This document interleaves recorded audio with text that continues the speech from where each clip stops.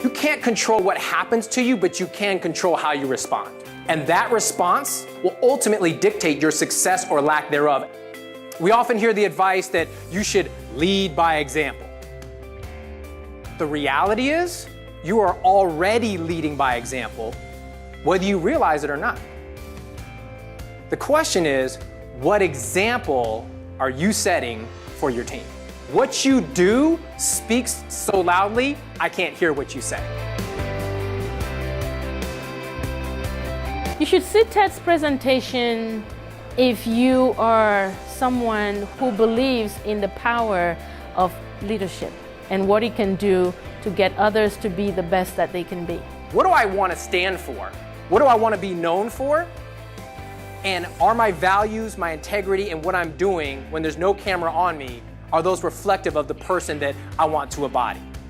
So as leaders, when we build trust and we focus on the trust in the relationship, this creates the longevity. This creates the loyalty, instead of only focusing on the bottom line.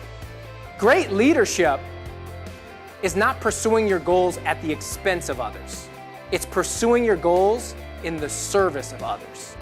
My goal when I'm speaking is to inspire people in the audience to become better leaders and also give them the tools and the knowledge that they can take home and apply right away, both in their careers and in their personal lives.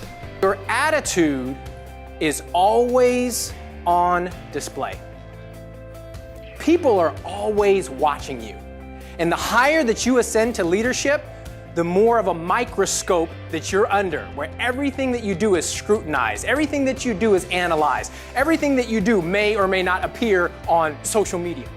There were very, very many moments that I really enjoyed from this presentation, but the most inspirational part was the quote from Maya Angelou about how you make people feel, and that's something that was really emphasized in his presentation, is making people feel valued, appreciated, and that goes a long way in leadership. At the end of the day, we're professional problem solvers. And what I would encourage us to do is spend 5% of the time on the problem and 95% of the time on the solution. We are known for one of two things: either the problems that we solve or the problems that we create. Our job as leaders is to guide people to the source of their own power. The biggest takeaway I had was sort of a reinforcement of what I do with my staff, the recognition and the repeated recognition of their abilities and what they do on a day-to-day basis leads to higher morale and an overall great culture in the building.